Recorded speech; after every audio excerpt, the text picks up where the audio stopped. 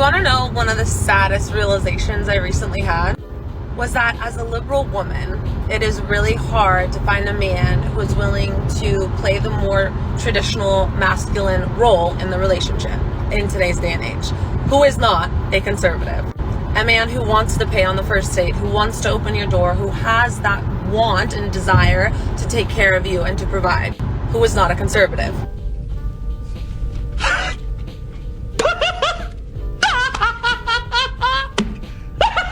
Well, you don't need a masculine man to pay for you to stuff your face with restaurant food, and you don't need a masculine man to open the door for you either. You can get all of that with a simp. Just look in your friend zone, you'll find one there. But if I'm understanding you correctly, you're looking for a masculine man that agrees with your meaningless political leanings, and I hate to break it to you, sister, but those don't really go together. The reason why a lot of masculine men lean more towards the quote-unquote conservative persuasion is simply because your side is insufferably hateful. Just go online, you're gonna see countless videos of women like you saying men are trash, men are useless, men are hateful, men are this, men are that. You do this online and in the public square, but that's only when you're not secretly wanting a masculine man when nobody's watching. The side that you call quote-unquote conservative actually embraces and appreciates masculinity, and you clearly don't. You just want one for yourself because the only other options you have are weak men with zero confidence, and you're just butthurt that those are your options while self-respecting masculine men are doing so much better because they don't have to settle for women like you. And obviously, as a liberal woman, I do want to be respected for my independence. And I do want to have my own autonomy in the relationship and not be confined or conform to the traditional female homemaker, childbearing role. You don't know what words mean, do you? Well, then you're not getting a masculine, self-respecting man. You're asking the man to become a doormat. You're telling this man what you are not willing to do in a relationship. You're trying to lead the relationship, and self-respecting men won't let you take that particular wheel. If you want a man like that, you're gonna have to be a little bit more submissive because a masculine man will not allow you to walk all over him, especially with your excuse coming from a cult of self-destruction known as modern feminism. Masculine men want feminine women who will take care of them and the home. It's a tried and true method that's worked for centuries. And if you're not willing to do that, that's fine. There's a line of simps around the block waiting for you. They'll be glad to let you kick their asses in exchange for a peck on the cheek. And most of the men that I've dated who do have that more natural provider masculinity about them are normally conservative. So I don't really know what to do because I don't want to compromise my morals and values just to find a man. But am I asking to have my cake and eat it too? Pathetic.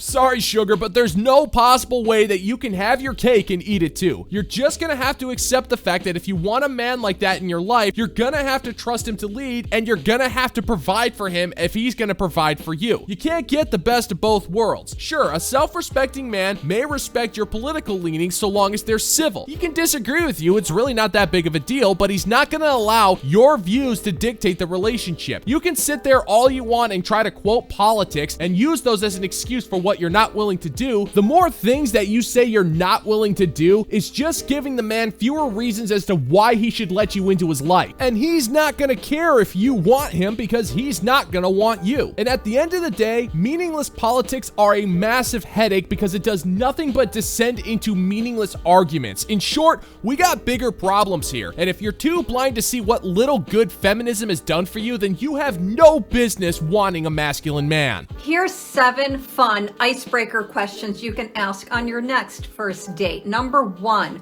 favorite ice cream flavor. Who doesn't love ice cream? Even in the wintertime, there's nothing better than cuddling up on your couch under a blanket with your favorite ice cream flavor, which takes me to number 2. What is your ice cream pint eating style? Do they dig holes? Do they go around the edges, or do they eat in even layers? I mean, for what it's worth, hole diggers make me highly uncomfortable. This is scary. Ah, boy. Well, sounds like dates with you are gonna be a massive chore. That is the kind of question a 7th grader asks at the mall before going to see a movie on a Saturday afternoon. It's not that interesting of a question to 2 consenting adults. Sounds like a question asked by an old hag who's desperately trying to make things fun, but failing miserably because she's incapable of having a natural conversation. And that digging question, I don't know what it is, but that question in itself just seems inappropriate. Makes me uncomfortable just thinking about it, so I'll be frank. If a woman asks me that question, I'd fake intergalactic space Ebola and make a beeline for the door and get the hell out of Dodge because nothing good could come from that date. But since we're on the subject of ice cream, my favorite flavor is none of your damn business. And judging from your social media history, I already know your favorite ice cream flavor. Pralines and dick. Number 3, leaving dishes in the sink overnight, yay or nay? Personally, I'm good with a few rinsed dishes. Does that make me a monster? Maybe, I don't know. Number 4, you're going on vacation. Do you do a planned itinerary or are you flying by the seat of your pants? I mean, if you're looking for a travel buddy, these things are really good to know. Boring.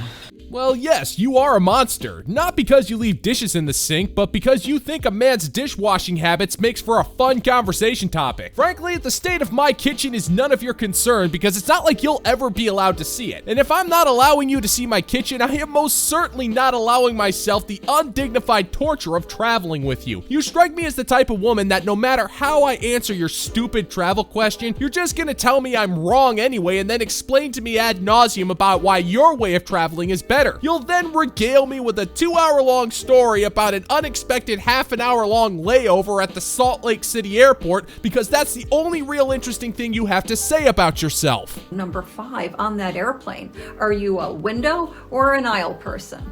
Now, if they tell you they're a middle seat person, I'm calling anxious attachment on that play. Number 6, you get to the hotel room. What is the first thing that you do? Are you checking the toiletries to see if it's the good stuff? Are you testing the bed to, see its bounce factor, thermostat? Or are they sweeping the room for bugs? That's kind of weird. Finally, number 7, what is one secret tip you would give for a certain travel destination? Just remember, when you're walking around downtown Charleston, those aren't rain puddles. If you know, you know. You're boring! You're fucking dull! You have nothing to say! You are a one-hived mind twat waffle! Woman, I chase down intergalactic space fugitives from justice, and in the rare event that I get the luxury of sleeping in a hotel bed, I am checking the closet for assassins. Then I gotta come up with 3 lightning strike crackerjack escape plans in case the space mafia decides to kick down my door and turn my overpriced bed into a pile of ashes. And that is one of my more boring adventures, mind you. Now, as much as I hate to interrupt your enthralling story about how you walk through puddles of somebody else's urine in Charleston, South Carolina, I need to go do some more important things, like creating an autobiographical reorganization of my sock drawer, because where, when, and how I purchased my socks is a far more stimulating story than your dumbass questions. And for the record, I prefer to sit in the aisle, because it allows me to escape your clutches so much faster. So I am a worker and I don't have a partner, but a lot of people get very concerned about my ability to get a partner. Best wife pays the line for prostitutes. And well, here's a study for you. So this one was done in Melbourne. It was done with 55 women who are in-person workers, and it did show that a lot of them did have negative effects. More than half, I think it was like 73% had negative effects in terms of their relationship. However, some of them actually said that there were positive effects of doing this work on their relationship. A small number, but it's still there, it still exists. And 51% of them were in a relationship where their partner knew they were doing work. So, yeah. I must have missed 60 minutes. What are you saying? No, I've come to notice that college is useless because they'll just do random studies for grant money that are completely meaningless and unnecessary. Case in point, this study wasted time, money, and resources to prove a hypothesis that everybody has known since biblical times. Men do not want hookers for wives. Go figure. We don't need to interview a bunch of women who sell their unwashed muck factories of merciless suffering to find that out. And we certainly don't need to waste a whole bunch of grant money to come to that conclusion. The men who do decide to enter into relationships with these women are simps. And even then, they're dying on the inside knowing that the women they apparently care about are making stains on strangers' beds in exchange for rent money. The only thing this study proves is that going to college is a waste of time. Much like spending an afternoon with you, Toots. It is definitely possible to be a worker and find a loving, romantic, supportive partner. Yes, it's probably going to be pretty difficult because society really preaches monogamy to us and preaches a certain ideal for a woman to be in terms of a straight relationship. Most of the workers I know have been in relationships quite successfully in the past or are currently in them. A lot even date other workers. Yeah, that's very common, and a lot of polyamorous. So they actually have multiple partners. It's more common than you think, particularly with a more open-minded community and mentality. That's why I say prostitutes, prostitutes. If two prostitutes were dating each other, that must make for some pretty awkward dinner conversation. You know they're not asking each other how their day was because it's gonna take every fiber of their being to not picture their significant other naked with another man or woman. And that's because monogamy isn't something that's preached by society, it's actually ingrained into our DNA. Men do not want to be with a woman who sleeps around for a living. It prevents an intimate and strong emotional bond because it's kind of hard to bond with a woman who's constantly getting railed by countless dental conventioneers in exchange for cash. And the woman ultimately won't be able to respect the man because she's going to be constantly comparing him to other men she's had in the past. It's simply not going to work. Being in an open kind of relationship seems like another kind of separate hell. It doesn't sound like you need to have an open mind so much as you need to have a massive lack of self-respect and dignity. And for a lot of men out there, that sounds rather unappealing. But I would like to preface this by saying that my goal in life is not to get a man, nor should it be anyone's goal to get a life partner.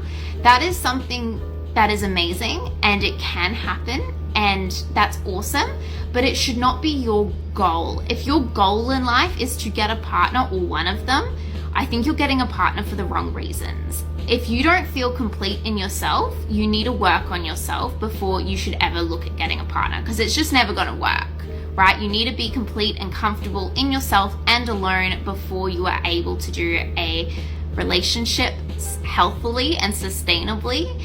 And I am complete and happy within myself. So no, I don't really care if I find a partner or not, because I'm quite happy as I am, and it's not the be all end all, okay? Guys, like you can have a happy life and be single. It will be okay.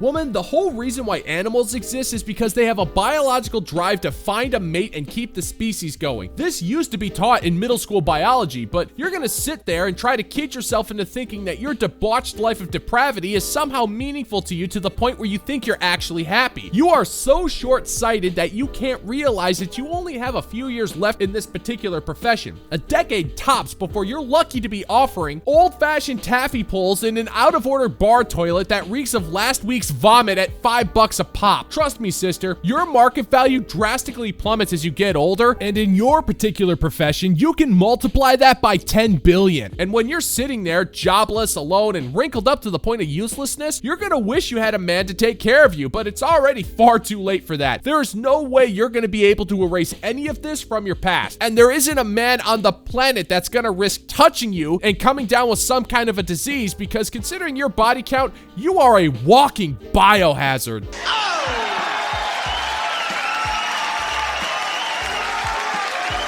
And that's gonna do it for today's video, gentlemen and gents. As always, if you find that my particular brand of comedy is bringing you to the brink of laughter, then why don't you scroll on down and click that like and subscribe button and ring the notification bell. Let's give the good old-fashioned middle finger to the YouTube algorithm. Thank you so much for checking out the new video, and until next time, peace out, homies.